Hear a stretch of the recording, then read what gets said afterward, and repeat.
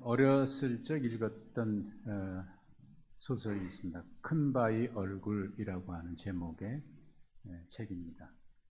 읽어보신 분들도 계실 텐데 나다나엘 호선이라고 하는 분이 쓴 책이죠.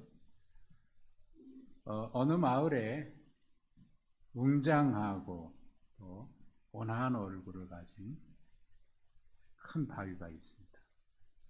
그 마을 사람들은 그 바위를 보면서 언젠가 저 바위를 닮은 그런 사람이 나타날 것이다, 그런 기대를 가지고 살아갑니다.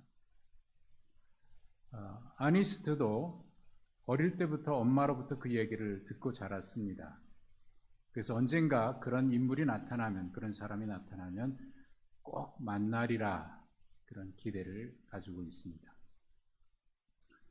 종종 마을에 세상에서 성공했다는 사람들, 큰 부자들, 또 훌륭하다고 얘기하는 정치인들이 방문할 때가 있는데, 그때가 되면 혹시 그들 중에 있지 않을까 하고 기대를 가지고 나가보는데, 한결같이 그 얼굴에서는 원한 모습이나 그런 모습을 찾아볼 수가 없고, 숭고한 모습은 찾아볼 수 없고, 욕망에 잔뜩 찌든 모습들이 그들의 얼굴에 비춰지는 것을 보게 됩니다.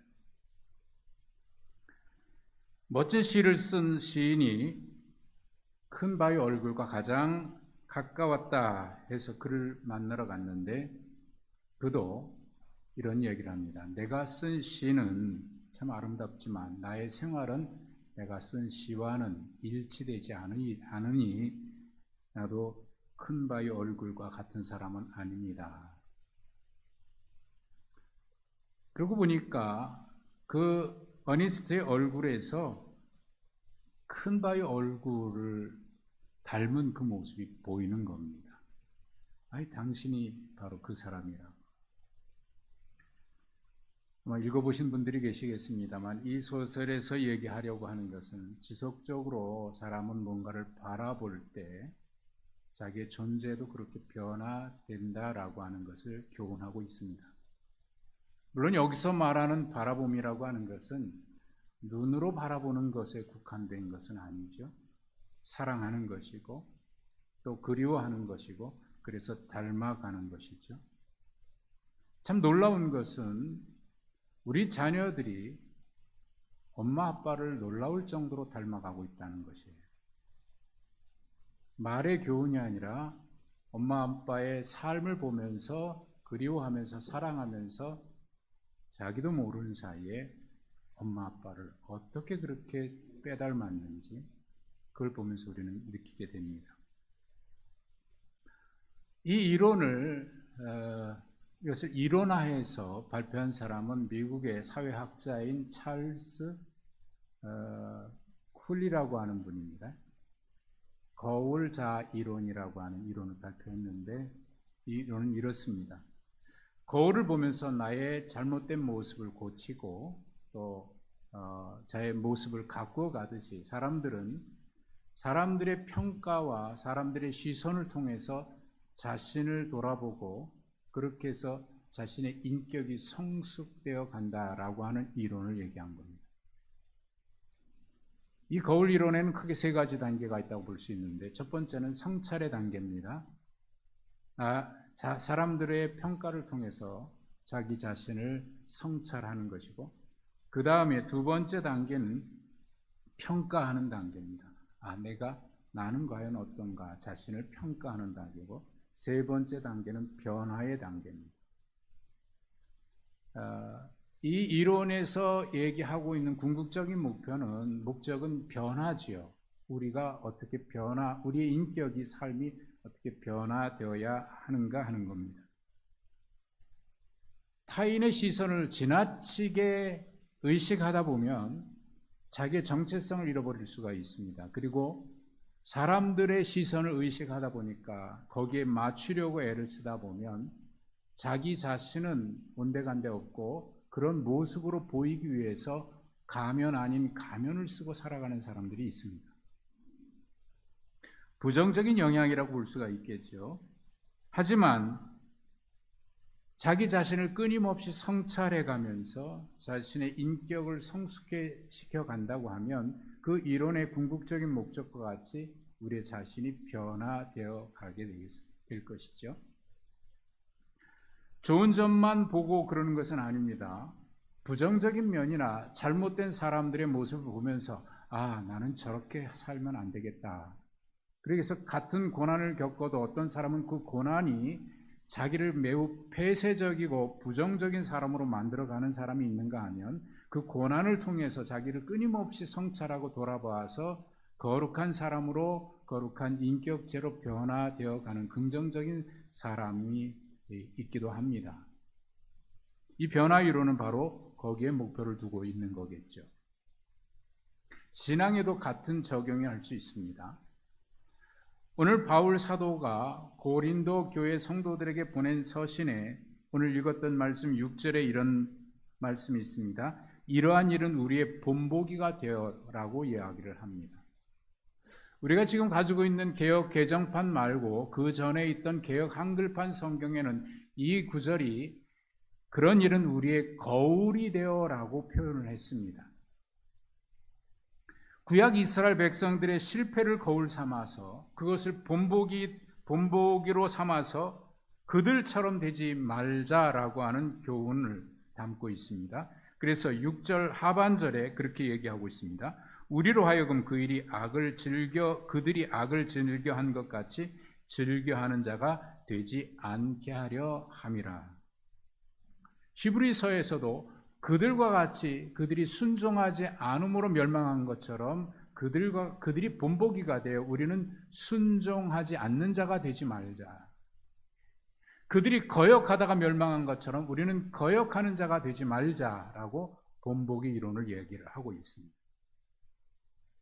바울 사도가 본보기로 제시하기 위해서 구약의 4가지 사건을 6절부터 11절에서 들고 있습니다.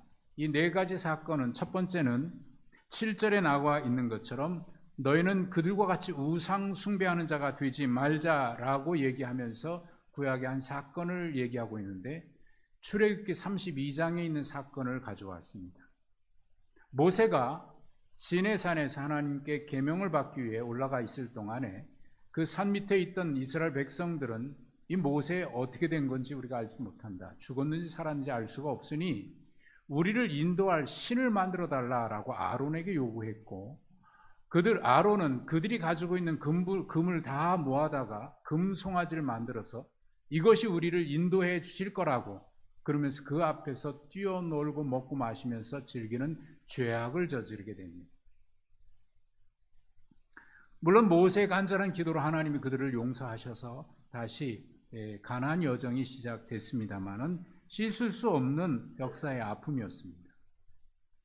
두 번째 본보기로 언급한 것은 8절에 기록되어 있는데 그들 중에 어떤 사람이 음행하다가 하루에 24,300명이나 죽었는데 우리는 그들과 같이 음행하지 말자라고 얘기하면서 민수기 25장에 있는 사건을 언급을 했습니다. 이스라엘 백성들이 광야길을 걸어가는 동안 시딤이라고 하는 곳을 지나갈 때입니다.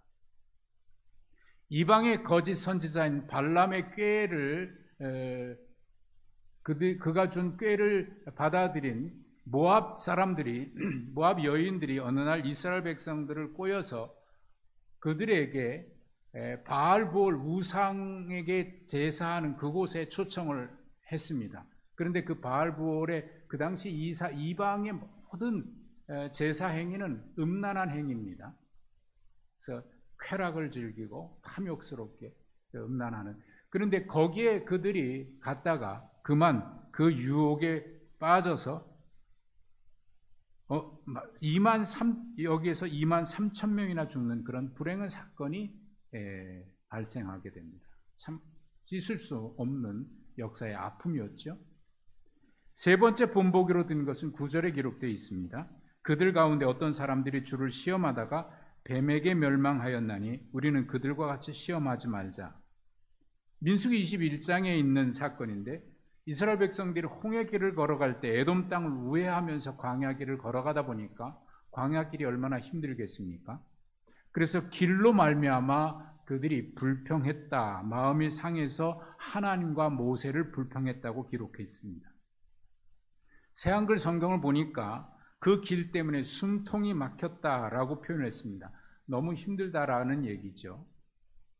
사람이 평안할 때는 모르지만 힘들고 어려운 문제가 생기면 속에 없었던 것처럼 잠잠했던 것이 은근히 고개를 첨일 드러내게 되고 우리의 입에서는 그것이 말로 불퉁거리는 말들로 쏟아지기 시작합니다.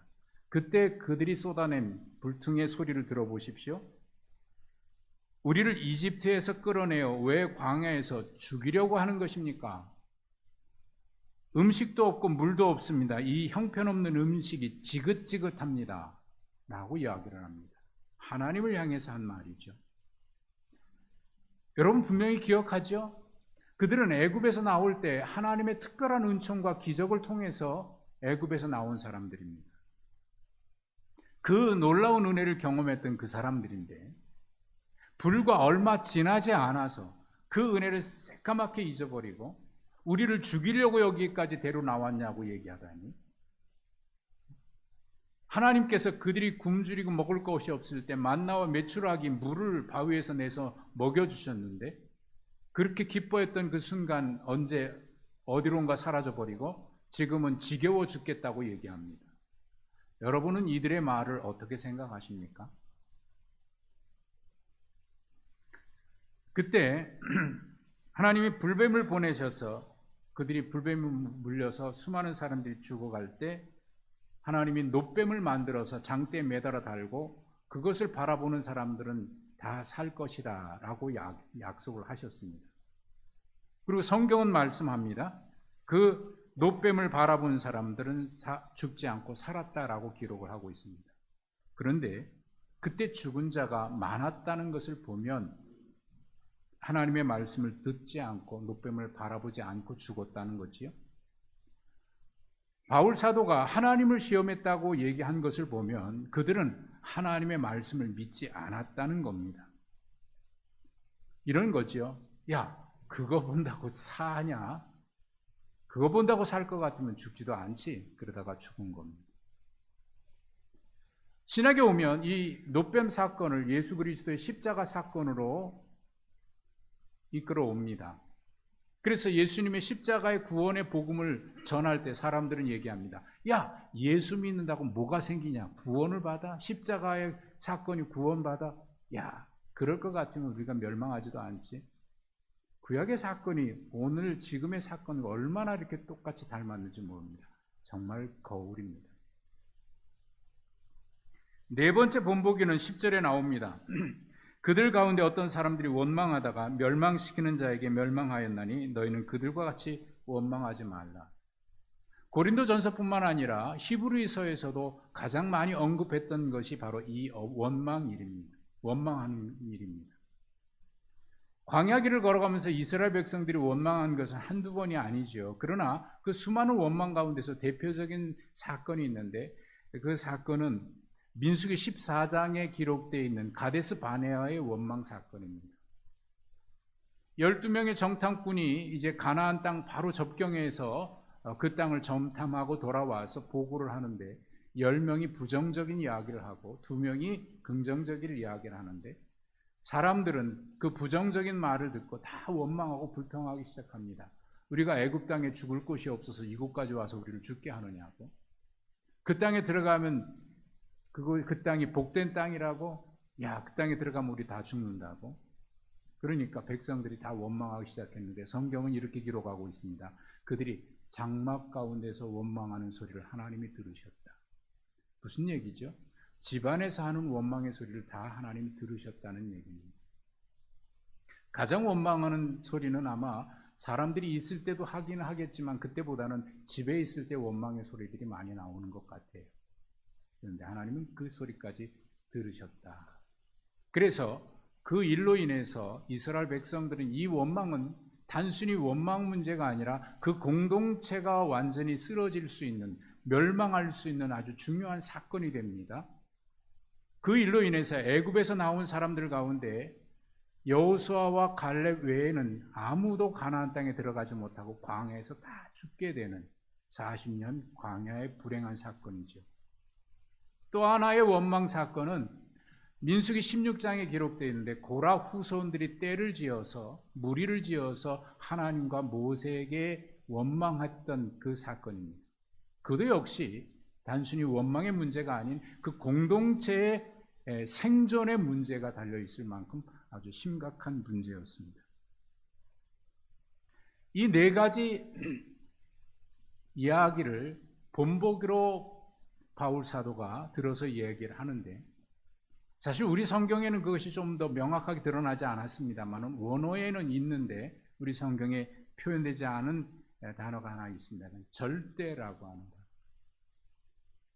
7절 너희는 우상 숭배하는 자가 되지 말라 할 때 절대 우상 숭배하는 자가 되지 말라 그랬고, 8절 우리는 그들과 같이 음행하지 말라, 9절에 우리는 그들과 같이 시험하지 말자, 10절에 너희는 그들과 같이 원망하지 말자 할 때 각각 다 절대 하지 말자라고 강조되어 있습니다. 여기 네 번에 걸쳐서 절대 하지 말자라고 하는 이 말은 1절에서 바울 사도가 이 말씀을 시작할 때 나는 너희가 알지 못하기를 원하지 아니하노니라고 이중 부정의 형태로 이야기한 것과 연결해보면 바울 사도의 강한 의지가 여기에 분명히 드러나 있는 겁니다. 무엇보다 강하게 얘기하고 있는 표현입니다. 그리고 이어지는 11절 말씀에 이를 언급한 바울 사도의 의도가 분명하게 드러나는데, 사도는 광야에 불행했던 이 아픔의 역사를 가져와서 오늘날 그 고린도 교회에 적용하고 있는 겁니다. 그들에게 일어난 이런 일은 본보기가 되고, 그뿐 아닙니다. 또한 말세를 만난 우리를 깨우치기 위하여 기록되었다라고 얘기합니다. 여러분, 우리가 역사로만 안다면, 단순한 기록으로만 안다면 무슨 의미가 있겠습니까? 그러나 역사를 거울 삼으면 오늘 우리가 어떻게 해야 되는지 분명해집니다. 역사는 교훈으로 삼을 때 의미가 있는 것이지 기록으로만 기억 속에 기억해서는 아무런 의미가 없습니다. 사도는 우리와 상관없어 보이는 구약의 이스라엘의 이야기를 왜 그 아픔의 역사를 끄집어와서 그들에게 이야기하는 것일까요? 어제나 오늘이나 하나님의 백성이라고 하는 사람들마저도 그 하나님의 말씀에 불순종하게 된다면 어떻게 되는지를 깨우치고 경계하기 위해서 아픈 역사를 다시 소환해 온 겁니다. 우리는 절대 그들과 같이 악을 행하면 안 된다. 그러면 망한다라고 말하는 거죠. 만약 그들과 같이 악을 행하면 고린도 교회 역시 구약의 이스라엘 백성과 같이 하나님의 심판을 직면하게 되리라고 하는 것이 바울이 강조하고 있는 이야기입니다. 하지만 오늘 우리가 이 말씀을 하나님의 말씀으로 듣는 이유는 거기에 있지 않습니다. 이 말씀은 이 시대를 살아가는 우리를 향하여 주신 하나님의 말씀이기 때문에 그렇습니다. 그것은 12절의 말씀을 통해서 분명히 드러나게 되는데, 12절 말씀을 보십시오.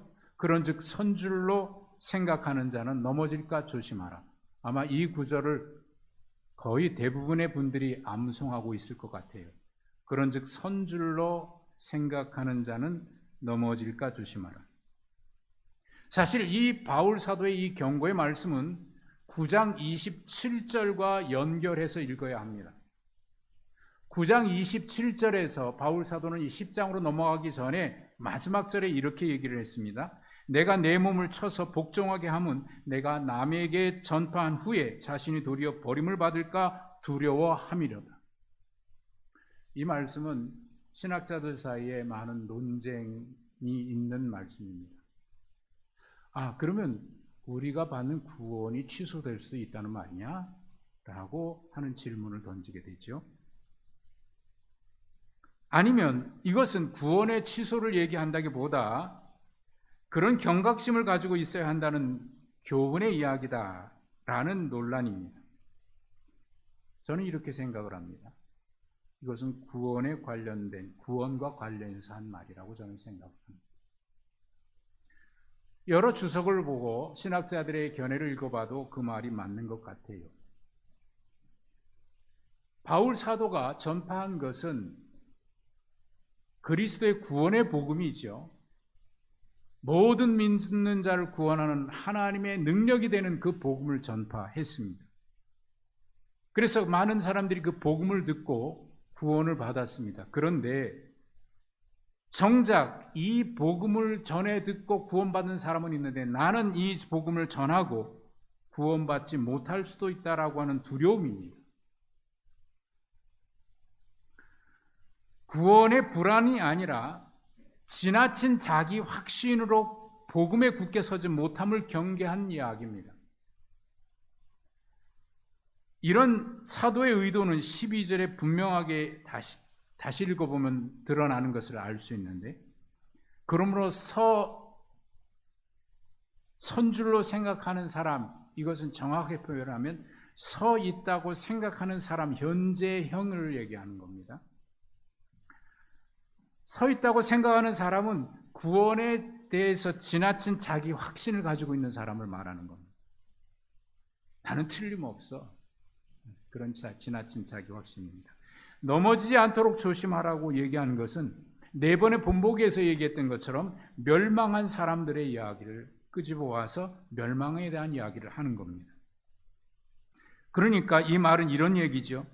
구원받았다고 지나친 자기 확신 가지고 살아가다가 예기치 않은 심판으로 멸망받을 수 있다라고 하는 분명한 교훈입니다.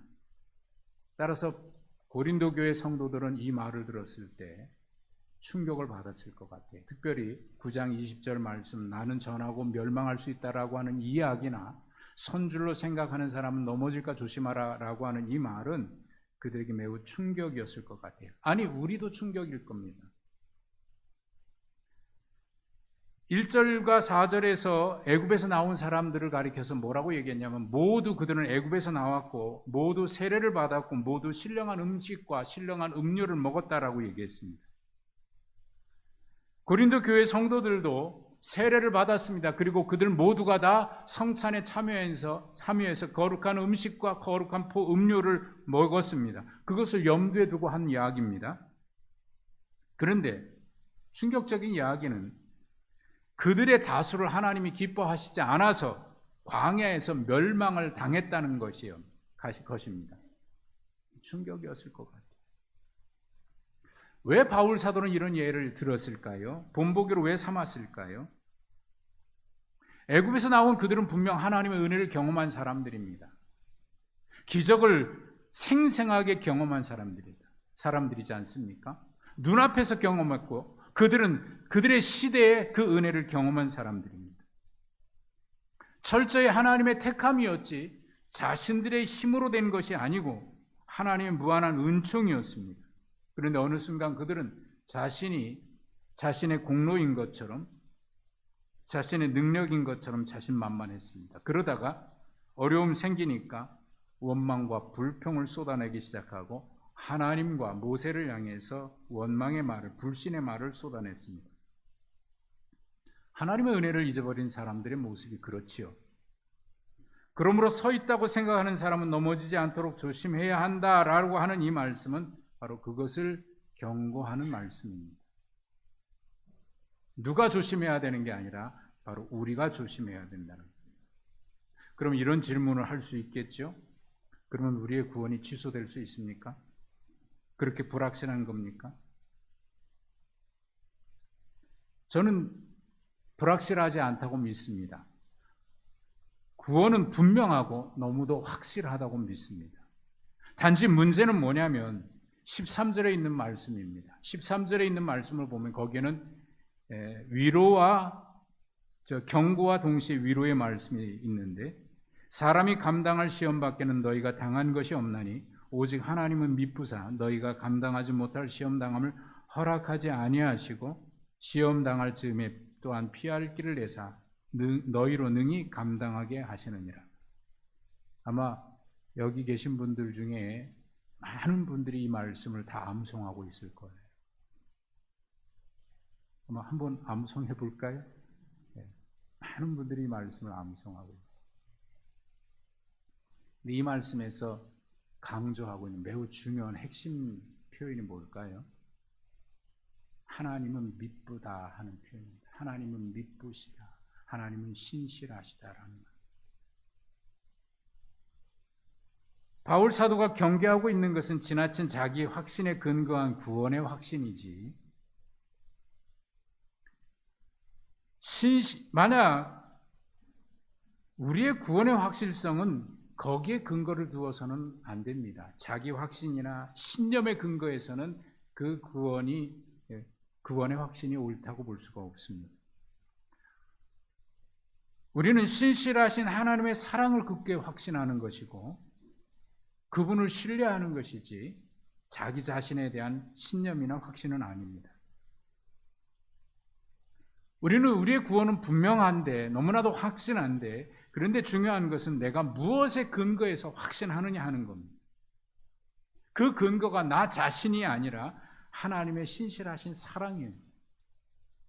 우리가 지금 초대 아카데미를 통해서 공부하고 있는 그 공부의 첫 번째 공부 내용이 구원의 확신이라고 하는 제목이었습니다. 그때도 제가 그런 얘기했는데, 저는 이 구원의 확신이라는 말이 많은 오해의 소지가 있다고 생각해요.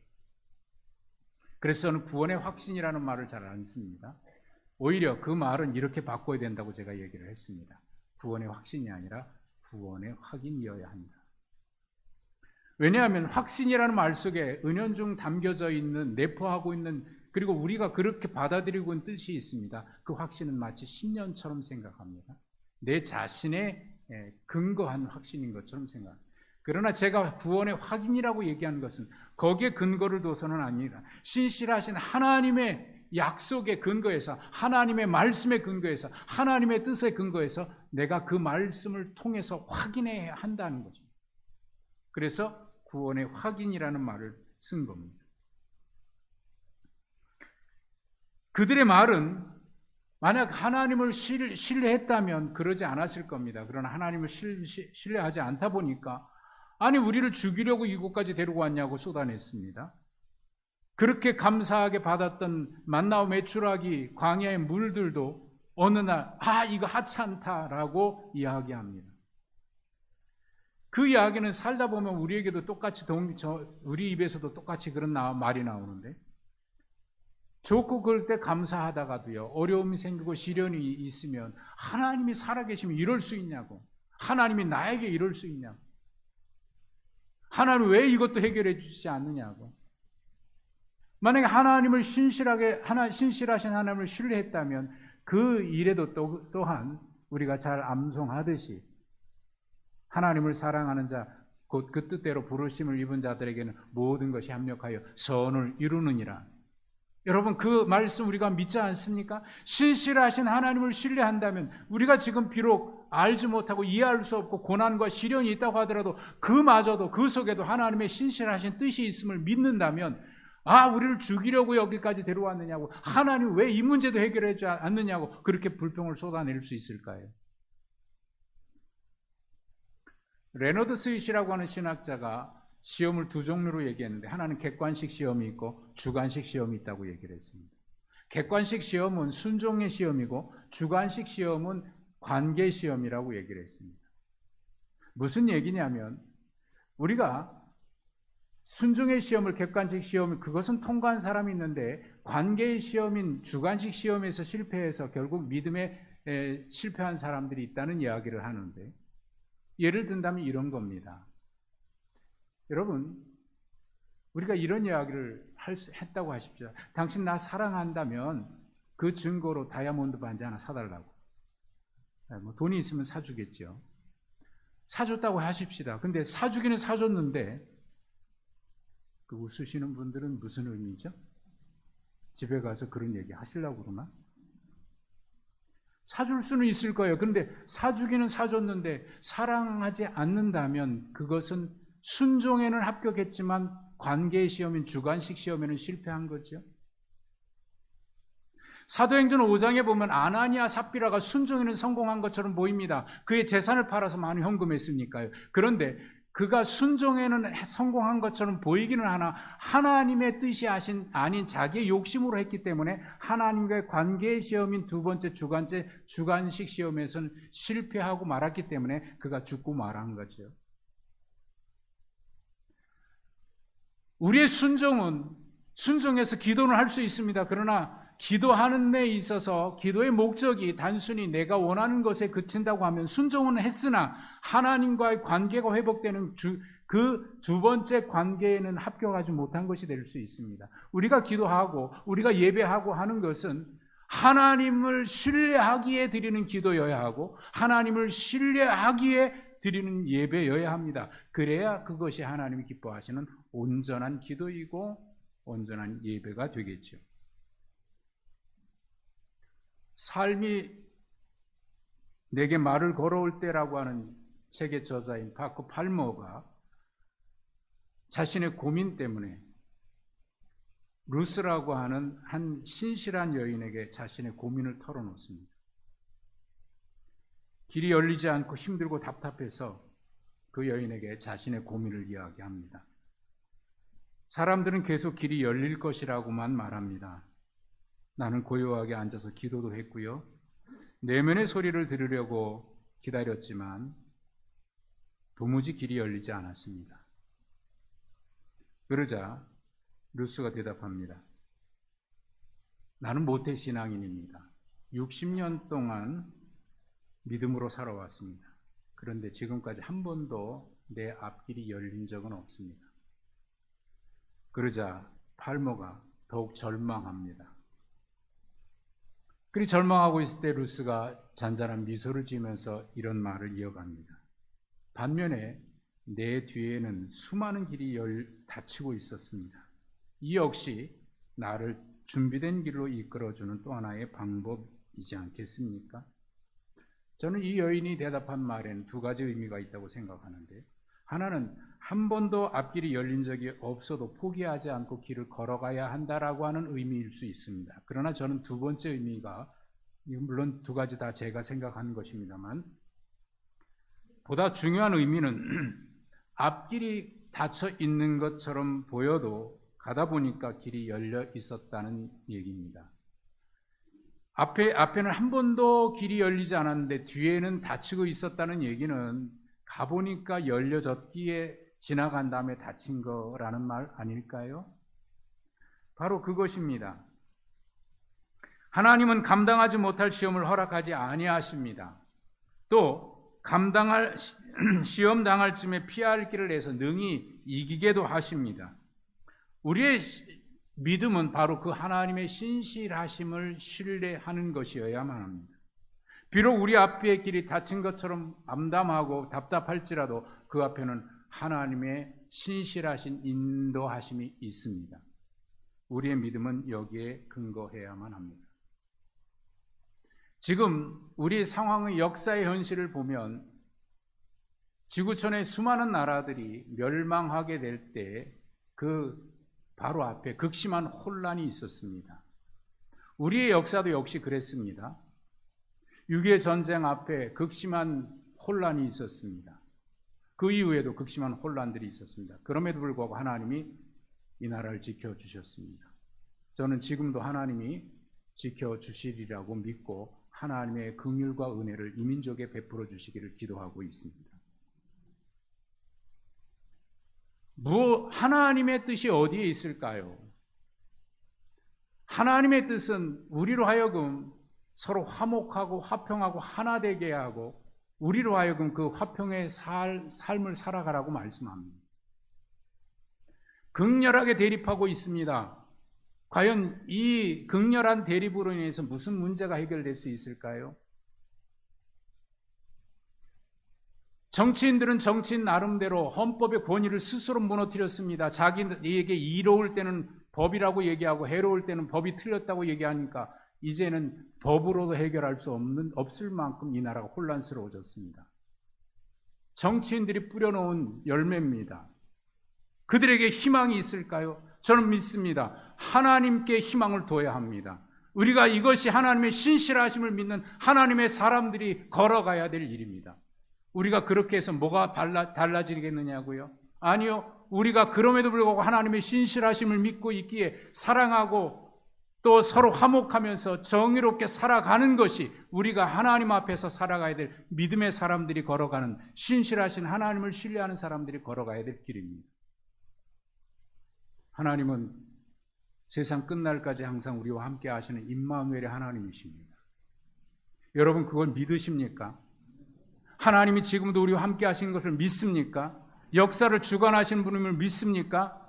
입으로 아니라 삶으로 믿는 것이 진짜 믿음입니다. 그러므로 우리가 하나님의 사람으로 하나님을 신실하게 신뢰하면서 기도하며 우리에게 맡기신 사명, 비록 그것이 하찮아 보일지라도, 우리 앞에 길이 막혀 보였다고 할지라도 신실하신 하나님을 신뢰하며 그 길을 걸어갈 때 하나님 분명 열린 길을 허락해 주실 거라고 저는 분명히 믿습니다. 하나님 살아 계시기 때문에 그렇습니다.